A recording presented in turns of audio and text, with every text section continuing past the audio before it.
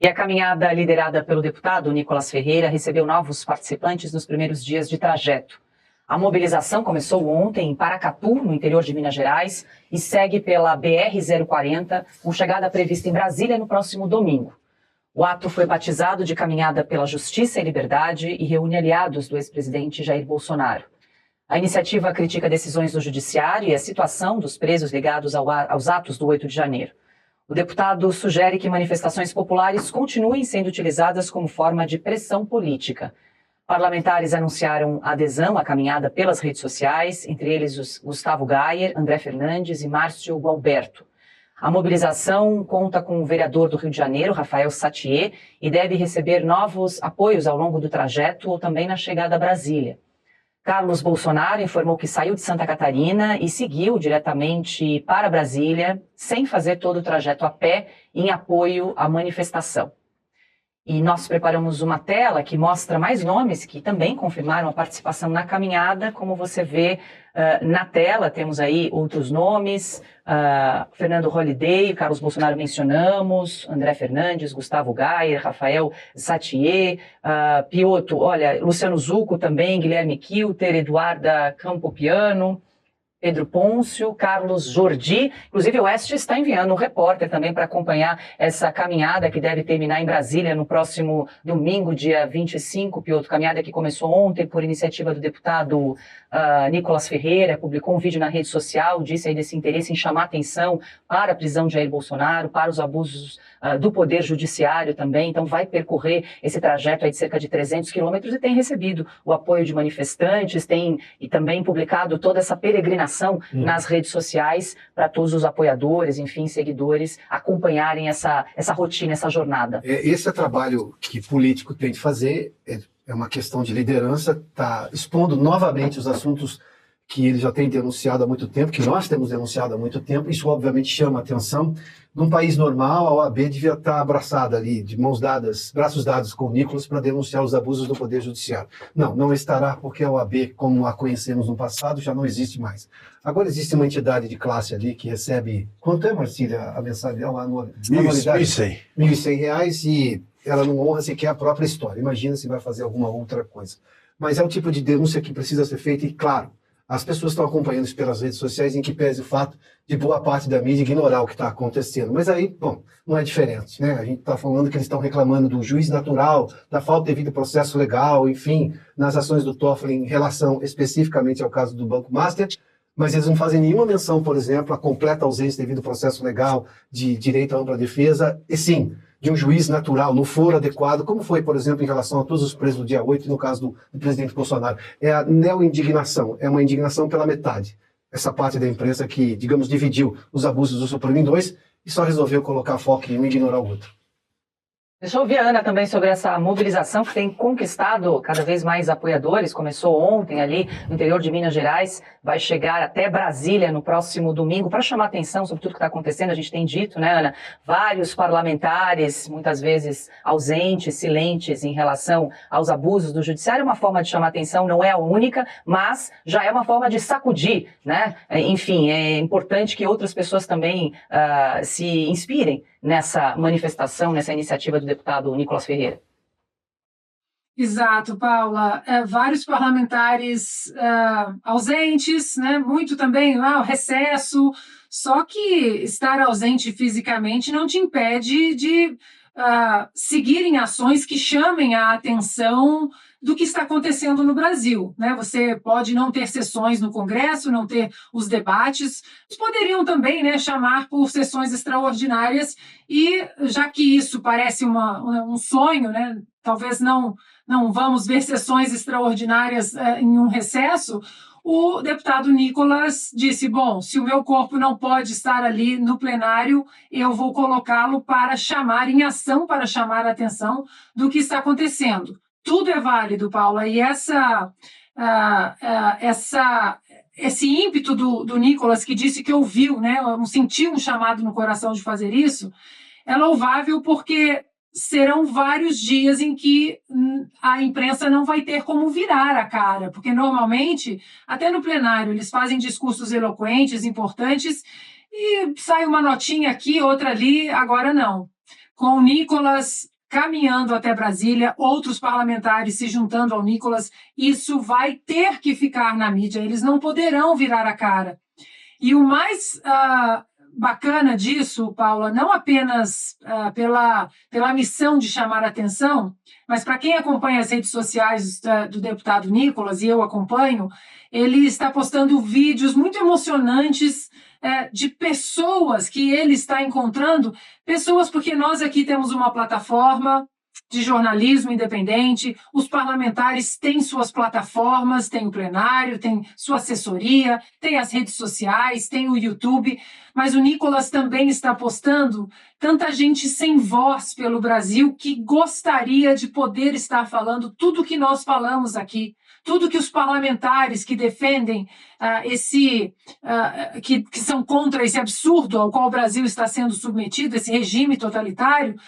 O Nicolas está dando voz para essas pessoas, encontrando essas pessoas.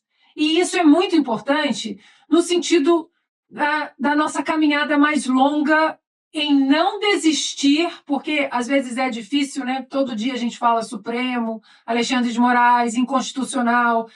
Não é difícil você falar, chega, agora eu estou com uma ressaca política, eu não quero voltar mais. Isso que o Nicolas está fazendo é um alimento para a gente não desistir, encontrando as pessoas, segurando nas mãos das pessoas, olhando nos olhos. Nós vamos vencer, dando esperança. Eu estou aqui com vocês, eu não estou apenas no plenário como deputado, eu estou aqui. Isso é muito importante, principalmente fora a ação maior, que é dar visibilidade a tudo de ruim que está acontecendo. Eu acho que esse alimento para a alma de quem está quase desistindo também é fundamental nessa caminhada louvável do Nicolas até Brasília. Pois é, Marcília, lembrando que a Oeste também enviou um repórter, amanhã ele deve se juntar a Nicolas Ferreira e os demais parlamentares e vai trazer todos os detalhes para a gente. Infelizmente a gente tentou contato com alguns parlamentares para entrar conosco ao vivo, mas talvez por razões ali do deslocamento, de conexão com a internet, não conseguimos. Amanhã teremos o nosso repórter exclusivo trazendo todos os detalhes, atualizando essa caminhada para a gente, que a gente tem curiosidade de saber também se tem uma rotina, como é que funciona, como é que eles param, se tem, quais são os gritos de ordem, né? Enfim, ele vai poder trazer todas essas atualizações para a gente. Até porque à tarde eles estavam a 30 quilômetros de Nova Cristalina, uma cidade, algo assim, e é difícil, ali a conexão estava realmente ruim, né? Então isso, fora todas as dificuldades, estão andando à beira da estrada, né? Não há nenhum tipo não é uma trilha. Não é uma trilha, não há uma estrutura, nada disso. Mas eu queria me apegar ao que a Ana disse, que eu acho que é muito, muito importante. É um símbolo, essa caminhada é um símbolo para que não se desista das pautas essenciais que estão sendo tratadas nessa caminhada e que devem provavelmente nortear até mesmo a discussão, o debate eleitoral desse ano, que é o nome, né, da caminhada é Acorda Brasil. Essa é a primeira coisa, as pessoas precisam acordar o quanto antes, as que não estão ainda acordadas. Depois, Bolsonaro livre. É importantíssima essa pauta. Depois, anistia já. Essas três questões, essas três chamadas, eu acho que são os símbolos principais da não desistência das pessoas. Nós temos visto pessoas desanimadas. A gente até aqui acompanha muitas vezes no chat as pessoas, não, eu não acredito em mais nada, acho que não vai acontecer, não adianta falar disso, não adianta fazer isso, o Senado não serve para nada. Bom, a gente precisa criar ou recriar ou reconstruir os símbolos que nós perdemos. Essa é a rendição sem luta. É isso. Não tem como nós nos rendermos sem luta. Ao contrário, nós temos que, não só, e para haver luta, Augusto, precisamos reconstruir os símbolos pelos quais nós devemos lutar. E muita gente, eu vi algumas pessoas criticando a caminhada, até no sentido, mas e onde que isso vai dar? Ou qual é a efetividade disso? Eu queria até fazer um paralelo aqui, rapidamente, literário, com a própria Odisseia. Né? O Homero, na Odisseia, ele conta a história de alguém que passa no Odisseu, que passa 10 anos numa jornada para chegar à casa da sua esposa, para ver a sua esposa e seu filho. Quando ele chega, ele percebe que a grande coisa não foi chegar à casa, foi a jornada. A jornada é o mais importante e esse é o grande símbolo. Por isso que a gente tem visto, inclusive, muitos parlamentares aderindo à caminhada, entendendo a importância simbólica desse movimento. Talvez daí nasça algo, ou pelo menos nasça a expectativa de que nós possamos mudar alguma coisa nesse país. Pois é, Augusto, se juntaram então a Nicolas, deputado Gustavo Gayer, André Fernandes, Marcília trouxe que Magno Malta também. Magno Malta. Se juntou a essa caminhada, essa iniciativa que deve chegar em Brasília. Não sei se eles vão até a Praça dos Três Poderes, qual vai ser o ato final, mas o nosso repórter, a partir de amanhã, vai trazer todos os detalhes para a gente dessa iniciativa tão importante nesse momento de país, de Banco Master desabando, né, sobre a cabeça do Supremo Tribunal Federal, tantos escândalos, né, Augusto? Exatamente. Isso estava dizendo Marcília, né? Aquele verso do poeta espanhol Machado, né? O nome Francisco. Veja o nome, o prenome me escapa agora. El camino se hace al andar. O caminho se faz andando. Você não sabe exatamente onde você vai chegar, mas você está indo à frente, para frente. E é disso que precisamos. A busca de Donald Trump para assumir o controle da Groenlândia de um aliado da OTAN abalou profundamente a ordem global e os mercados e dominou seu primeiro discurso no Fórum Econômico Mundial em 6 anos. Na fala de mais de 1 hora na estação de esqui suíça, o magnata criticou a Dinamarca, chamando-a de ingrata por se recusar a ceder a Groenlândia e disse que somente os Estados Unidos poderiam garantir a segurança do gigantesco pedaço de gelo.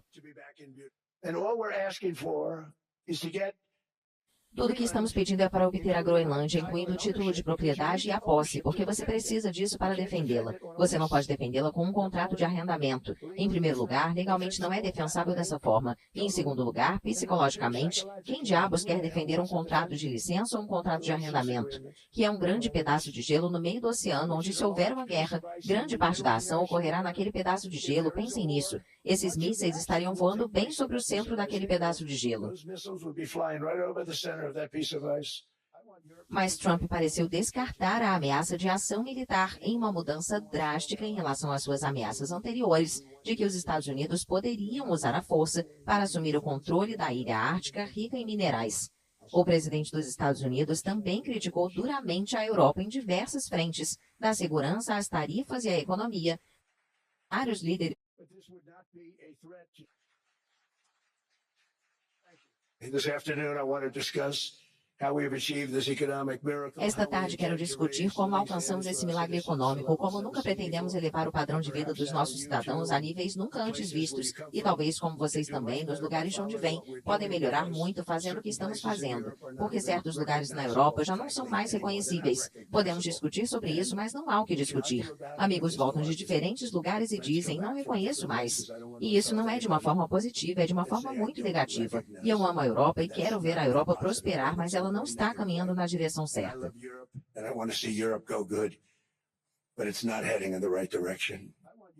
Trump, que deveria se encontrar com diversos líderes em Davos, renovou os ataques ao presidente francês Emmanuel Macron, que usou óculos no discurso em Davos por um problema no olho, e ao primeiro-ministro canadense Mark Carney.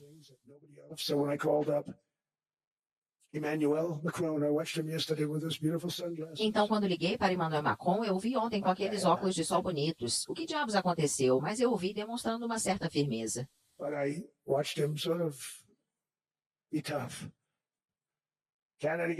O Canadá recebe muitas vantagens gratuitas de nós, aliás. Eles também deveriam ser gratos, mas não são. Eu assisti ao primeiro-ministro ontem, ele não parecia muito grato, mas eles deveriam ser gratos a nós. O Canadá existe por causa dos Estados Unidos. Trump chegou a Davos com cerca de 2 horas de atraso depois que um problema elétrico obrigou o Air Force One a retornar a Washington e trocar de avião.